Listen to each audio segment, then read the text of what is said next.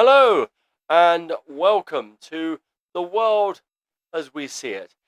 Today is Thursday, the 13th of January, and because we didn't have a transmission yesterday, I was a bit under the weather for the last couple of days, and more than that, we had a tutorial, which in the end I did last night. So anyway, I couldn't do everything, and so we had one night off. But welcome back. Oh, there we are. We've got a like there from Father David, which is very welcome indeed. Now, yeah, today has been a normal day for me teaching Chinese children, English, and pretty uneventful in that respect. But what we have found for you, which might be quite interesting, I think, is an article which Father David actually has found in the Telegraph. And I thought, well, we could share that and go through it and have a bit of a look. And that inevitably will result in, some comment, certainly from me, hopefully from you. Hopefully we can get a bit of engagement or discussion or something, and that would be very, very welcome indeed. Now, there's a couple of clicks I have to do in order to share this email from Father David with you. And so, yeah, I'm just I've probably done about 50% of those little clicks, and we're just waiting for everything to line up, and then I will share my screen with you, and it should, in theory, work swimmingly. So I think what we'll do, let's see how that goes, shall we? Let's have a go. I think it might work. I know I often say that, don't I? I often say I think it's going to work, and then it doesn't work. But I think in this case it might work. So let's have a go, shall we?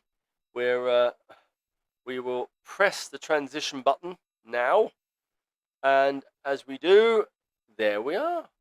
There we are. We've got it.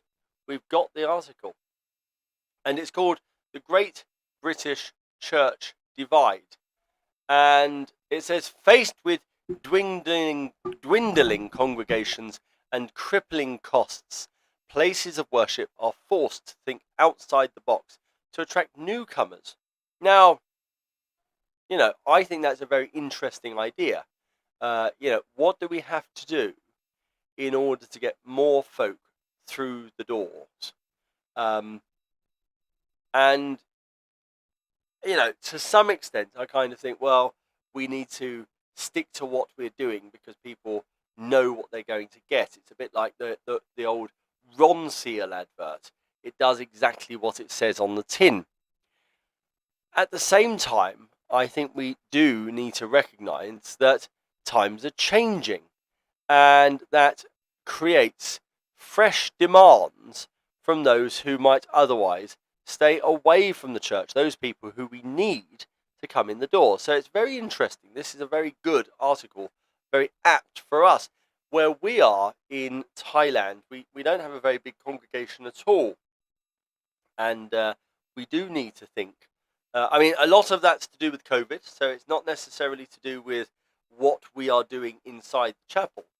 But nevertheless, it's a very small congregation. So we are going to have to think about how to engage a broader audience. And those are challenges, right? They're difficult. Now, let's have a look. It says, sitting on a blue velour sofa, coffee in hand, Yin Ling Wong feeds carrot cake to her 15-month-old daughter Camilla after an energetic hour at baby soft play.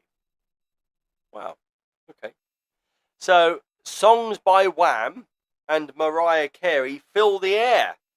And all around her, are other young mothers enjoying precious downtime while their children clamber around slides and ball ponds. So far, I'm a little bit, I'm reticent about the direction that this church has gone, but we don't know. It might, in this case, be a success. So at first, I kind of think, I'm not sure. Right? Let's have a look. It says it's a real. I don't know why. I was about to put a voice on. I was about to do a voice. It's a really nice place for mums to be able to gather, says Wong. It has a very relaxed vibe. We don't need the voice. We can imagine. It's a really nice place for mums to be able to gather. And I think this is an interesting idea, right? It is an interesting idea. I know I've said time and time again, instead of having, if the choice is close the church or sell it on or knock it down, let it be used for something else in the community. And so, this is it. This is what's going on. It says, it's a familiar scene to any parent of preschoolers, or at least it would be if the sheriff centre, which also has a post office, cafe, licensed bar, and debt advice service, didn't happen to be located in the nave of a working church. So that is very interesting. They're not saying the choice has to be one or the other. They're saying it can be all these things to all these people. And that's very interesting, because while they're there doing soft play, it means that they become familiar with the fabric of the church. They will become familiar with what goes on inside the church. It's an interesting notion. St James's in West Hampstead, London, is a bustling community centre for 6 days a week. Then on Sundays, the sofas are cleared away and it returns to its primary function as a place of worship. Well, I can't argue at that. There's zero argument about what they're doing. They're doing the right thing, aren't they? They're saying, look, we've got to become more engaged in the community. We've got to be, plugged in as a central place in everyone's consciousness as far as the community is concerned. And to that end, it sounds like they're doing a very good job. For its supporters, the Grade 2 listing Victorian edifice represents the blueprint for keeping churches open in the face of dwindling congregations and crippling costs. For critics, it is a key exhibit in their case against a Church of England which they say no longer understands its mission. Well, okay, my position is straightforward. It's quite pragmatic. My position is never sell the family silver. Okay? And if the choice is sell what you've got and don't have it in the future, or do something for the meantime whilst exploring every avenue to get back on track, then that seems reasonable. Recent controversies have included a full-size helter-skelter, a crazy golf course, and a skate park being installed in cathedrals, whilst churches have become home to breweries, gin labels, libraries, and mobile phone transmitters, which invites the question, what are church buildings actually for? Well, I mean, ultimately, the church is the people, right? And I think this is the argument they have for selling these buildings, because the church is not the building, the church is the people. But the assets of the church, the assets of those people who go to church, are the buildings. So the assets of the community are the buildings. And I honestly, I'm quite heartbroken when I see time and again on there's a couple of groups on Facebook which I happen to be a member of, and time and again these buildings are being knocked down when they could be used for something good, something positive. When the fabric of society in so many ways is being ripped asunder. It says Rochester Cathedral in Kent, not far, my stomping ground, has tested the boundaries more than most. In 2019, its nave was temporarily turned into a 9-hole adventure golf course, which was intended as a way of encouraging more families to visit the medieval building and to reflect on bridges that need to be built in their own lives by including a model bridge as an obstacle on each hole. Now, I look. Do I think it's a good idea to have an installation of a 9-hole golf course in the middle of the? No, that's not what I'm going on about at all. I think some art installations which provoke deep thought are perfectly apt in churches and cathedral spaces. I mean, they would need to be appropriate and, as I say, thought-provoking. But would I go down the road of having a 9-hole golf course inside? No, it seems ludicrous in my mind. So there is obviously then a spectrum of what's acceptable in my mind, what kind of community uses are acceptable and good and worthy and right and proper, and what things are just kind of like tinsel. I can't think of a better word. The most superficial decoration at Christmas time, right?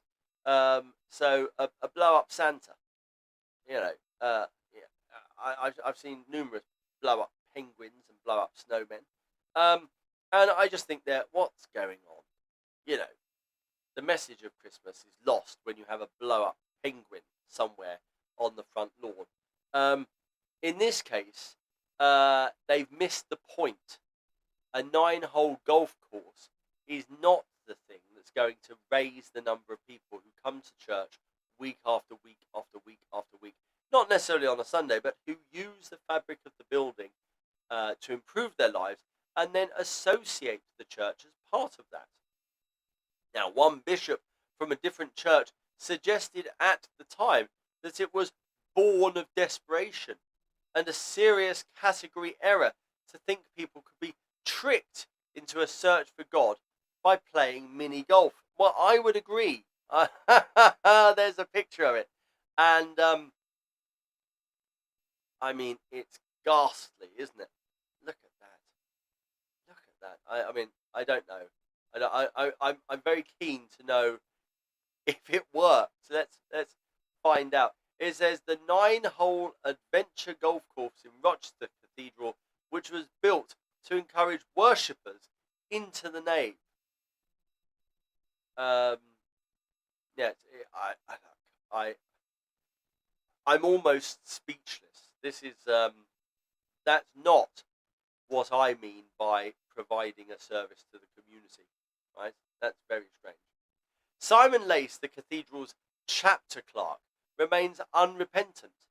You can't deliver the mission of church to people who are not there, and you can't do it in a building that is falling to pieces. Okay, taken in isolation, those two statements seem quite fair. You can't deliver the mission of church to people who are not there, and you can't do it in a building that is falling to pieces. On both counts, no one's going to argue with you, Mr. Simon Lace. It seems fair. However, there are ways and means, aren't there? There are ways and means of drawing people who need the church into the church so as they might be able to access specific services regularly, whether it's the creche and the baby thing for the mums, or whether it's debt advice. Great idea. All of those, very good. A golf course, really? Who made that decision? Was it a committee? How many people were on the committee? I mean, I would have thought that the people involved in that decision are wise and learned, erudite men. And I say men, they may well be women as well, of course. But people, folk who have, you know, cleverer than me. That's what I would hope. And that this is what they came up with. It's, I don't know. It's very strange. Lace insists the primary aim of novel events is to bring people to Jesus. And in that respect, the cathedral has had notable success. Okay, amazing. The golf course helped pull in more than 30,000 visitors in the 36 days it was open, almost double the number in the same period the previous year. Okay. While Luke Jones's Museum of the Moon, a 7-meter diameter scale model of the moon that has been touring the country, brought in 120,000 people in the 22 days it was displayed in Rochester Cathedral at the start of 2020. And that makes to me a lot more sense, right? A huge moon. It was, I saw photographs of it. It was a wonderful installation. It travelled up and down the country, went to lots of cathedrals, not just Rochester. And I think it was thought-provoking. It was very beautiful, right? You know, by anyone's standards. It was people, you know, getting in touch with the cosmos as they looked at it. They would be reflecting. And so that to me makes more sense. And interestingly, even though as far as like interaction is concerned, it was far less interactive to stand there and gawp at a giant ball hanging from the ceiling, right? And yet more people turned up to it because it was more in keeping, I would argue. I'm going to stand by my original position. More importantly, before the pandemic, the cathedral saw a 16% increase in attendance at Advent and Christmas services, suggesting secular events are not mere gimmicks. And as Lace would argue, the means are justified by the ends. And look, I go along with that. So maybe, you know, maybe the golf thing had a little bit of a springboard, which then got, you know, compounded by the moon, and they had a really good year. But, interesting. It says, Lace does not deny, however, that getting more people in through the door is also about raising money. Rochester Cathedral has annual running costs of 1.3 million, or £4.85 for every minute the building is open. It needs to replace its heating system, which will cost at least £500,000, and is gradually replacing the antiquated lighting system. Okay, yes. The moon installation brought in an extra £35,000 in donations, an annual light show another £15,000, and a limited edition runs of 604 gin named after the year of the cathedral's foundation has been developed with a local distillery. I haven't got a problem with any of those things. I think the idea of lighting up these churches with a beautiful light show, very good idea. Yes, if that makes money, great. In fact, there's not a lot that I would be hostile towards, even having a gin named after. I mean, there's a very long tradition, isn't there, with you know, alcohol. I'm thinking specifically of abbeys, right? You can go to a lot of abbeys, and they are famous brewers, right? So there were two main pastimes. They were making mead, and they were making they were beekeeping for the candles and for the honey, right? For the candle wax and the honey. And so, to me, that makes sense. Having a relationship between a local distillery and a local cathedral, it's obvious and it's historic. I mean, don't get me wrong. I'm not advocating, you know, the overconsumption of alcohol.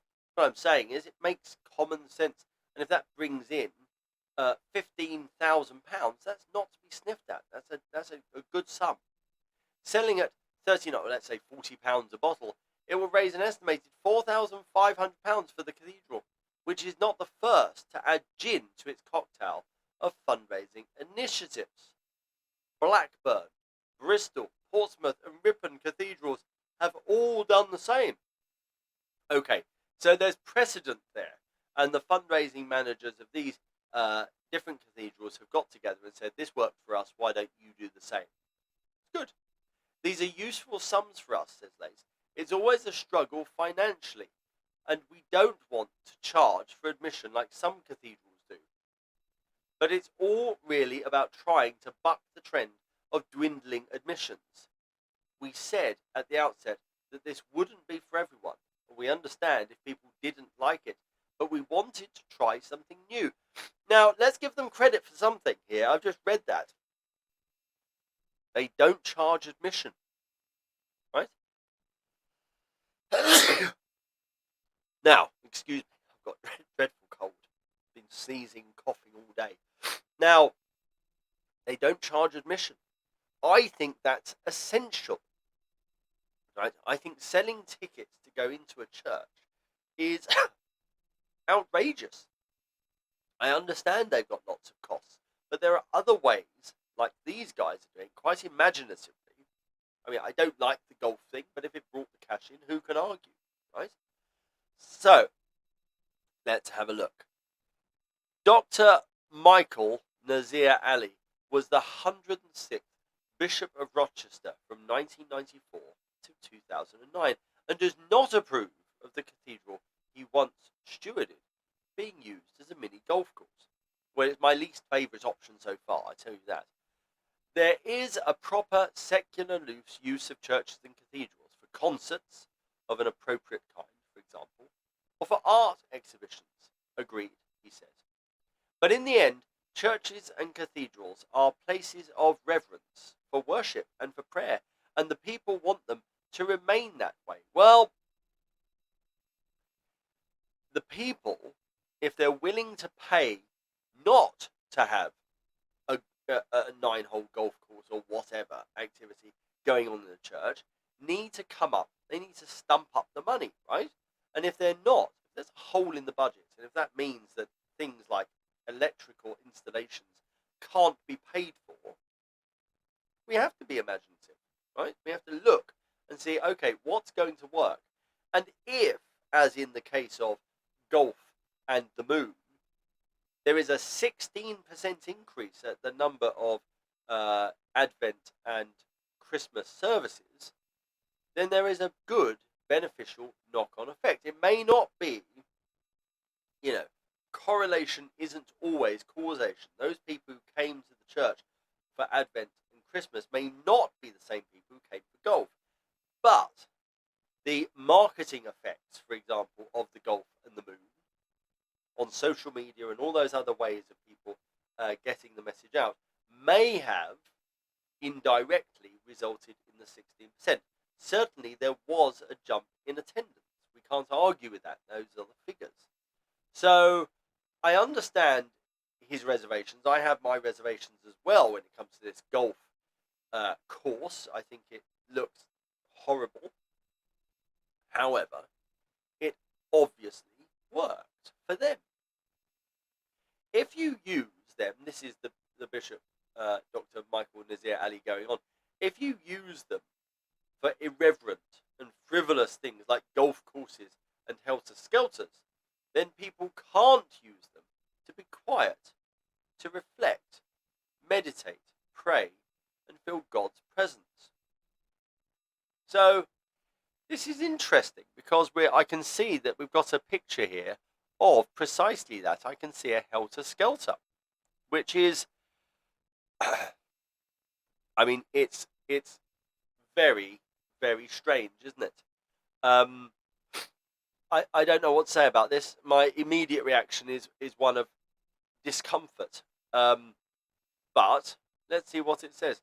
It says, before and after Norwich Cathedral in 2019, when a 55-foot helter-skelter was erected to start conversations about Christianity. Okay, so this is interesting. I don't know. It has tweaked my interest. I don't like it, but I think if I knew it was in the church, strangely, I'd want to go and have a look at it. If I didn't go to church, I probably would go just to have a look because it's so juxtaposed. So that might have worked with me. Dr. Nazir Ali left the Church of England last year and converted to Catholicism. Oh, well, writing at the time that churchgoers don't want a happy clappy chat show or a glorified yoga centre where the Bible, prayer and true worship are sidelined. Well, I'm sorry to say that he's gone over to the Catholics, and it seems to me that as he's gone, he's throwing some hand grenades behind him, and I'm sure that he's a lovely bloke and a very clever man, and I should respect him because of that. But I always think it's bad form when people who leave a job, they've decided. It's a bit like when people on Facebook, they're in a group, they don't like something that's been written, and then they write to the group, "I'm leaving now. I'm going to leave your group." Well, you don't need to say something. You just go. Just go on. Away you go. Jog on. And when someone has left their job and they have gone, I do think that they should say nothing about what their replacements do. They know how hard it is to do that job, and so they should, in my mind, it would be good form to say nothing. Okay, certainly not be one of these critics from the sideline after you've gone.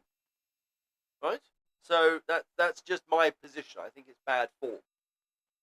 Now, one of the most controversial ideas to be tried out in Anglican buildings was at Norwich Cathedral in 2000. Oh, we did that, did I? When a 55 was constructed in its nave.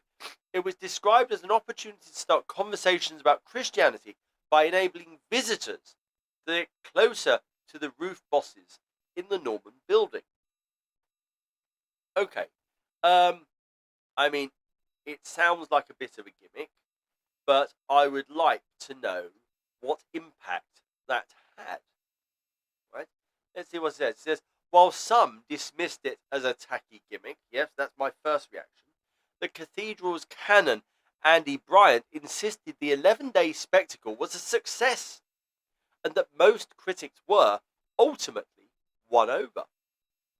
If God made the whole world, then everything is sacred, including helter-skelters, he said.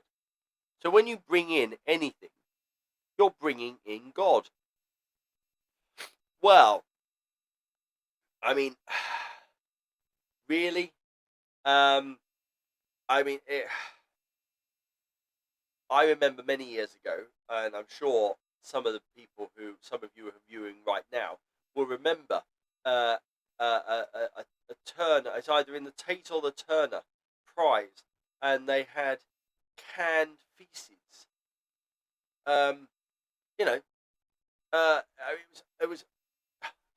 It was quite disgusting and inappropriate in my mind for an art gallery, let alone bringing it into church. It wouldn't be something that I would want to see in the church. We need to draw a line somewhere, obviously, right?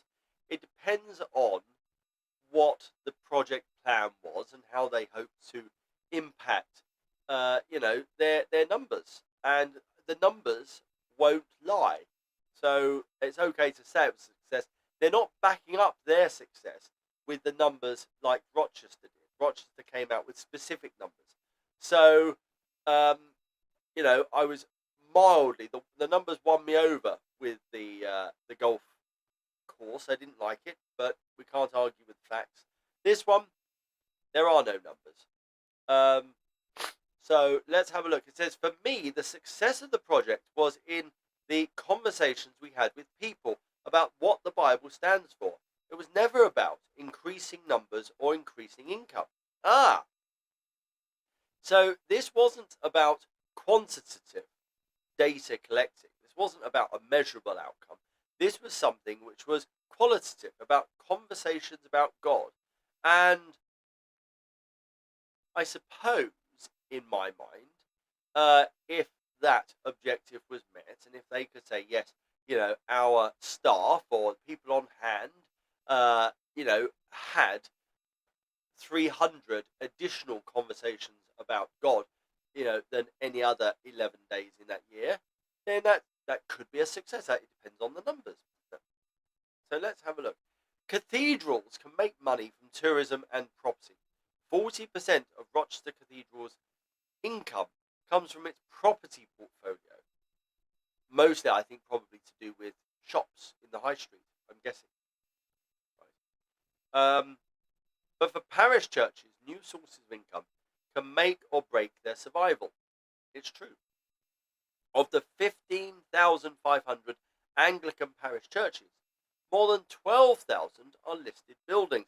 More than 40% of parishes are loss-making, partly because around half of their income comes from donations, which decreased in real terms by 6% from 2010 to 2019 and fell further. Well, I mean, it fell off a cliff, didn't it, during the pandemic? Fell off a cliff. There's no other way of describing it. So, the pandemic period, I'm sure, has been dreadful for every single diocese up and down the country. It's immeasurable, the cost to not just the church, but whether we're talking about, English heritage or the National Trust or whatever, it was huge. So, we're going to have to, get through that and then make a plan for the future. It's no surprise then that churches are closing at an alarming rate.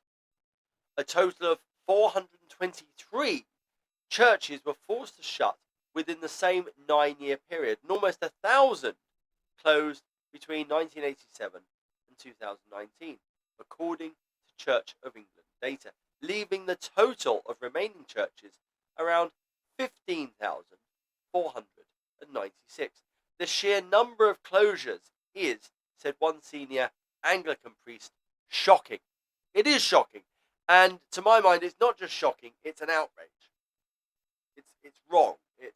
I would go so far as to say it's morally wrong. Gravestones and a derelict chapel at Hither Green Cemetery in southeast London. This chapel was the dissenters' chapel for nonconformists. Historically, churches were funded by the tithe system and guaranteed cash from local landowners. This helped the churches, and in particular smaller parish churches, survive pandemics such as the bubonic plague. As this is no longer the case, the COVID-19 pandemic could be fatal for some places of worship. A recent study found that service attendance has nearly halved in 30 years. A separate Church of England report questioned the sustainability of many local churches, given that 5,000 out of 12,000 parishes are unable to meet their costs. Well, I do think there that they have to be more imaginative. I'm sorry to say, they don't have to put golf courses in the nave, but they do have to think about what they can do to service the local community, the people. When I say local community, I mean people who are in need in their local community. And there are lots of needs, and it may well be that they need to look at, various charitable causes, whether it's homelessness or domestic abuse or drug users or whatever. There are lots and lots of people in need who need services, and there aren't a lot of these purpose-built buildings around the community.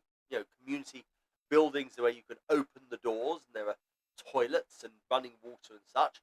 And so actually very easily adapted Lots of these buildings are easily, at low cost, adapted to provide this kind of service. And I do know that because I've done it. I've not done it myself, but I've been involved in doing it. I've had two experiences of doing this sort of thing. One in Cliftonville, near Margate, and which was a crypt of an old vicarage. I say a crypt, a basement, a cellar area of a very old Victorian vicarage.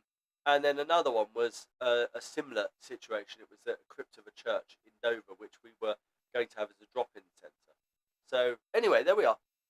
Now, it says the problem is stark in villages which are home to nearly 6 in 10 churches, of which 91% are listed buildings, but less than a fifth of the population. Now, I think, this is a prediction, I think that because of the pandemic, more and more folk are deciding to work at home. And more than that, more and more folk are deciding they don't need to live very close to the city-based office. They can buy a much bigger property out in the country. And so I think what you will find is I think you will see villages growing. More and more professional folk, families, will be staying at home, working at home in these villages. And I think the life of the village and the small town in England will be becoming much better. Those people who move there will be demanding more local independent shops. So instead of having only estate agents and coffee shops in those little villages and towns, you're going to end up with quite vibrant communities again. That's what I see. I can't imagine that, why are people going to just suddenly, after 2 years of working at home, suddenly go to say, I'll start commuting to Manchester, I'll start commuting to London again. They won't. They're not doing that. Suddenly, the employment markets become very flat and people are able to work from home. It's extraordinary. It's a very good opportunity. Now, let's have a look. Let's see what it says. The problem is stark. Many of the country's most cherished parish churches were built by agricultural communities that long ago migrated to the cities, leaving the buildings marooned and often purposeless.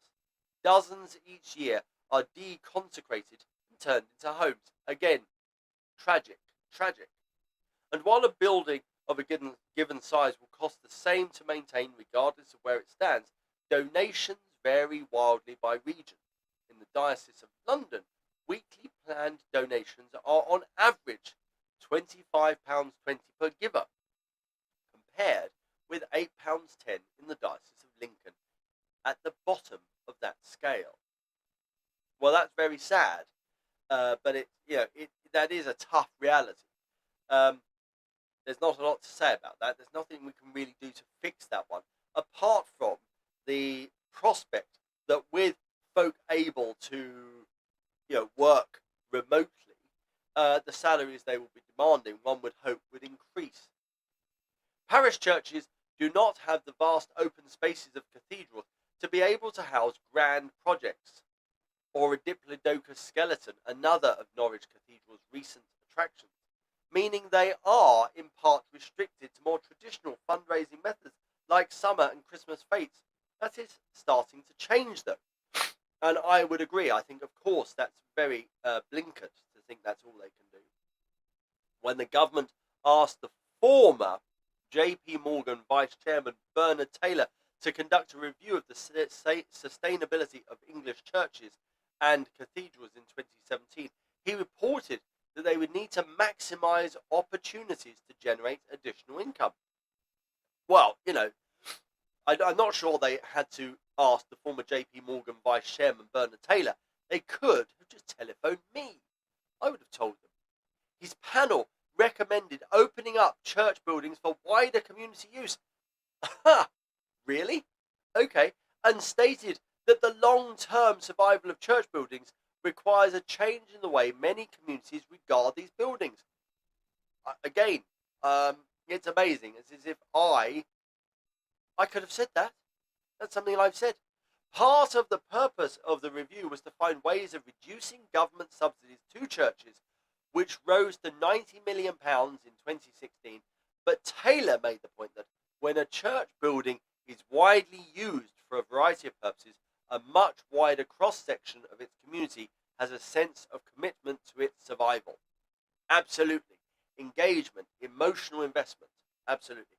Now, I would also argue that if there is a proved increase in the number of community uses, diverse community uses of a church, then that church, when not engaged in worship, but rather engaged in community services, should attract subsidies from the government.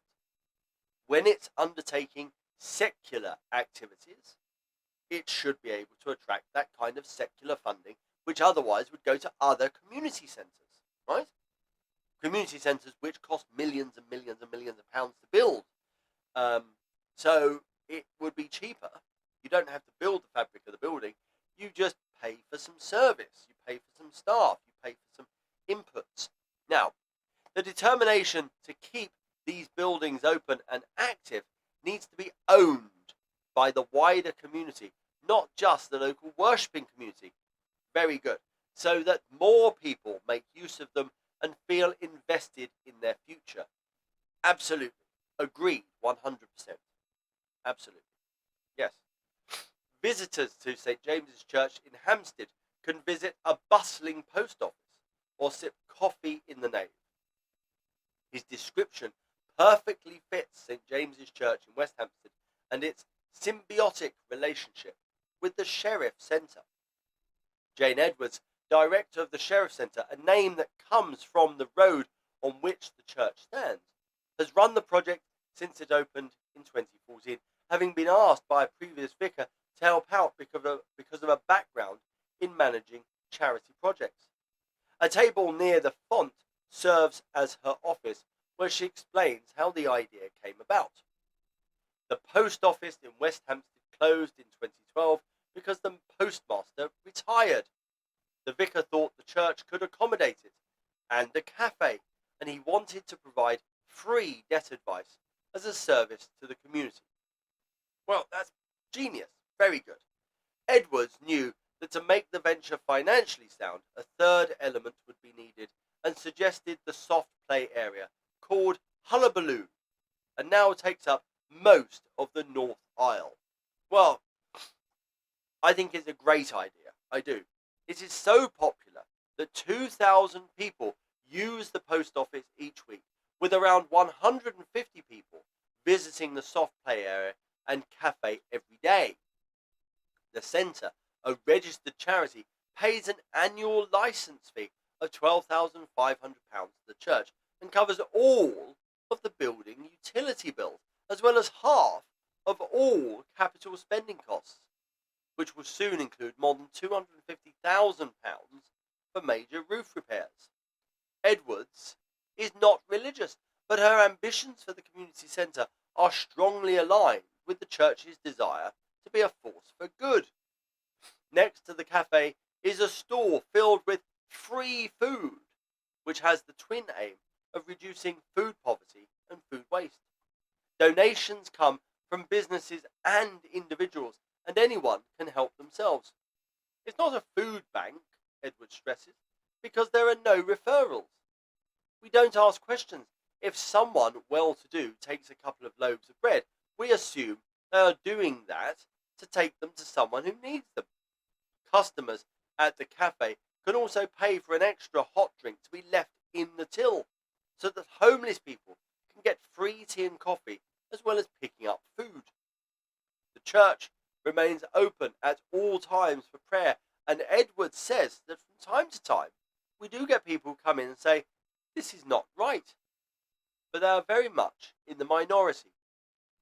Father Robert Thompson, vicar of St. James's, said that some members of the congregation did leave when the Sheriff Centre was opened, as they thought it was an inappropriate use of a sacred space. However, he adds, it is an enormous barn of a place really, with 30 or 40 people worshipping on a Sunday. So there was a financial sustainability issue, but also a question of whether this space could be used better.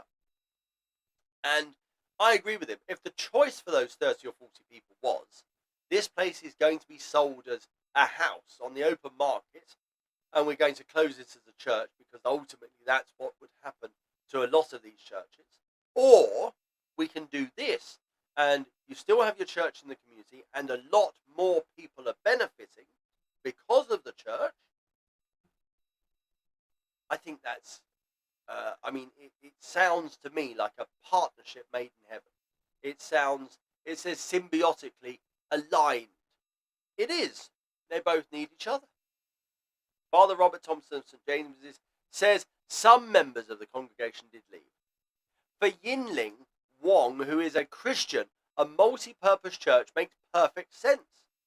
I started off coming to the post office, she says, but now that I'm on maternity leave, I come here once or twice a week with my daughter.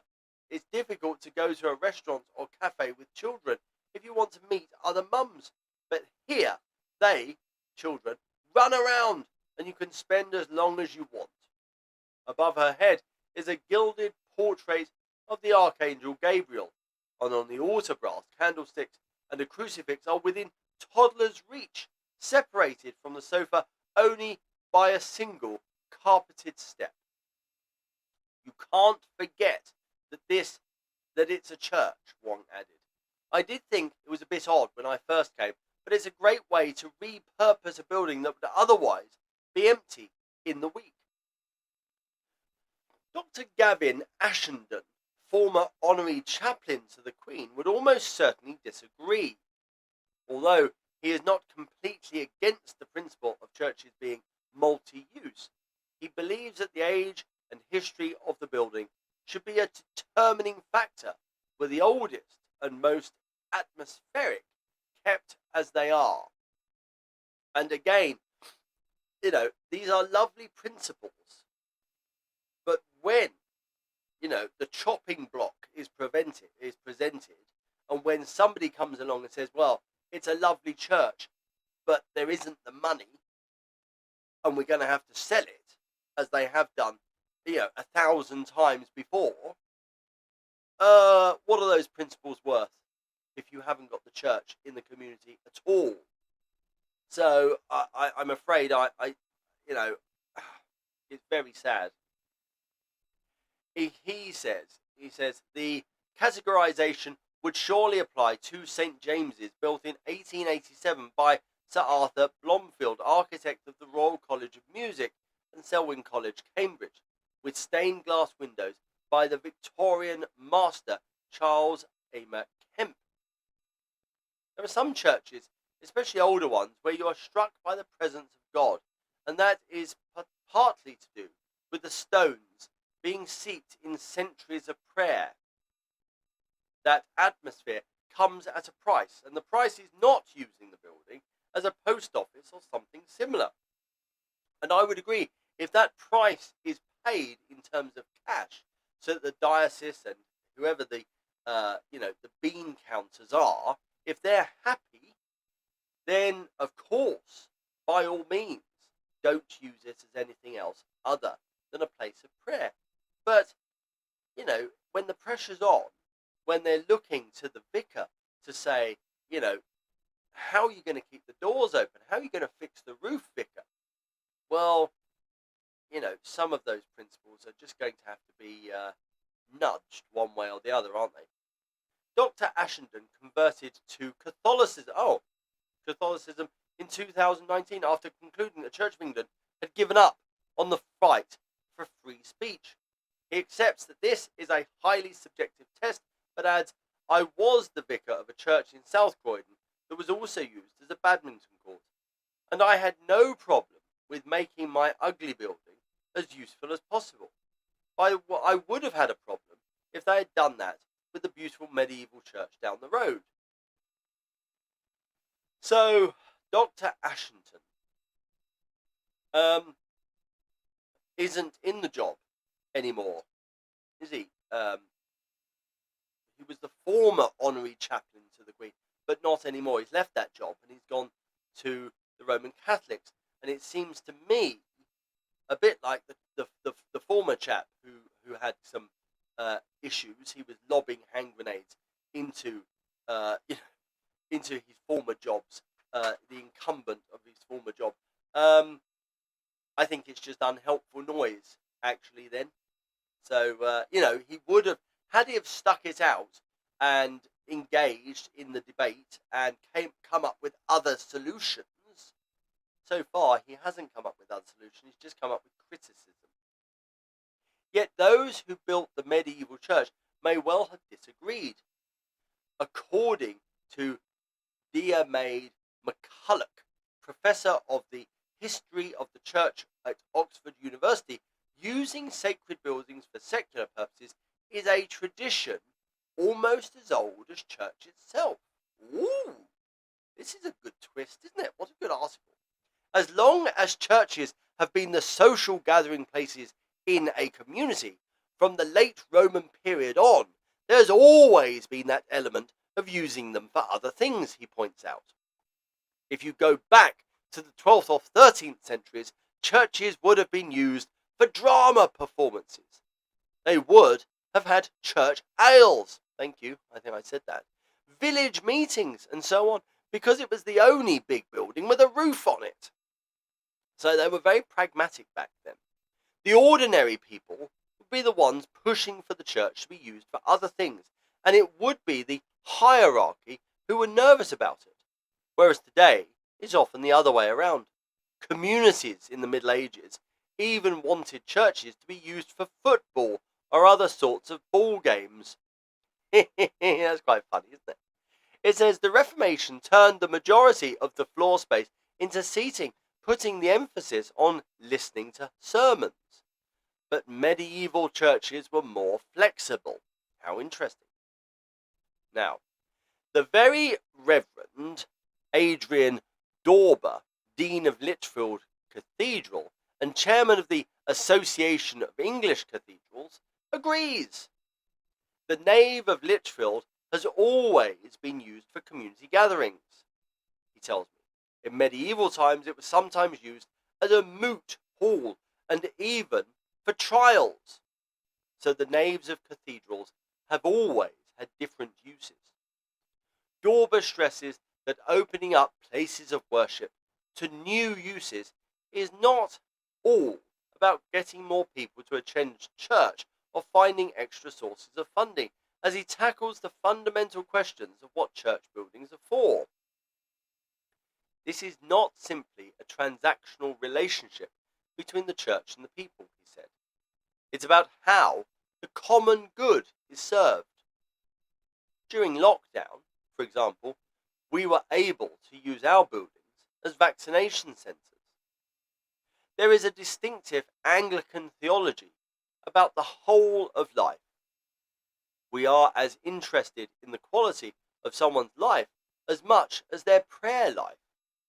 The rest of life is not detached from religion. Selflessness is, after all, a deeply Christian trait, and Dorber wants people to see the church as an institution that reaches out and cares. We are trying to create a sense of involvement that these buildings are bigger than the congregations that inhabit them, he says. Our bumbling and fumbling attempts to do that might be misconstrued, but at the heart of it is a desire to reach out and give people some hope. Well, I like him, Dorber. I think he sounds like a good egg. Maybe I say that because we happen to agree with one another. That's probably the case. But he just seems like a very nice person, doesn't he? So hopefully you've enjoyed that article. Hopefully you found some of that article, resonating, as I often say. Something that you will have food for thought, right? If you live in a parish anywhere in the world and your church is not engaging in the local community one way or the other, and if it's under threat in particular, then this is the kind of stuff we should all be talking about, right? This is what we should be talking about.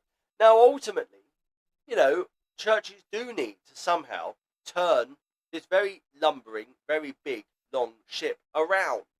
We do need to be able to say, there are more people coming to church. We've had success. But I also think that in the short term, we need to do more to get out with them. We need to be engaging with the community, right? It's quid pro quo.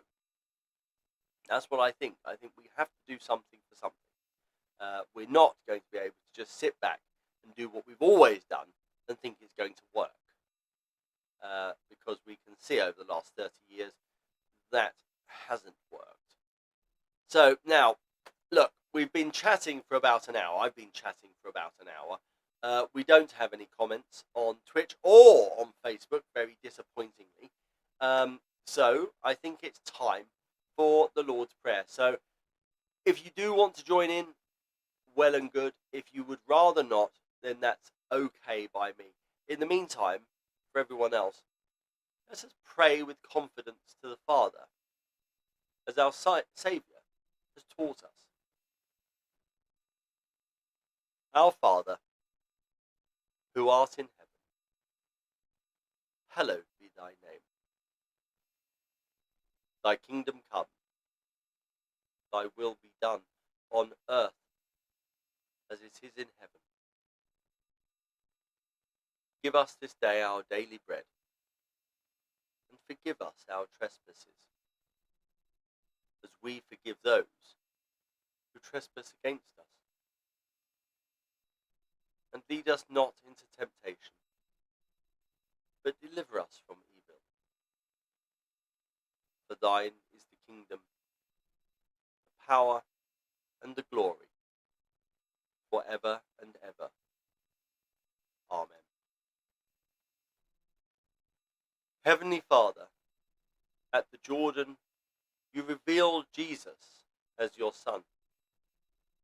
May we recognize him as our Lord and know ourselves to be your beloved children.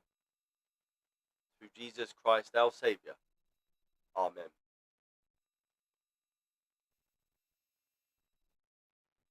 So, thank you very much for joining me today on this step of the journey along the road to ordination. It's an interesting one.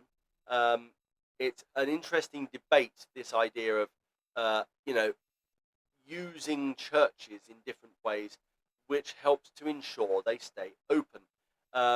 So we are I'm very keen to continue this debate. Whenever we see any articles to do with it, then we will be sure to bring the debate back to you. I do hope next time, though, you might be engaged in the debate and tell us what you think. Okay, you can always drop us a line on Facebook or Twitch, or just get in touch through our website. Of course, all of the connections and different groups are there's a little ticker tape that runs along the top of the screen, and so you're very welcome to get in touch there. Now, I will say, without delay, with prayers and best wishes, bye-bye for now.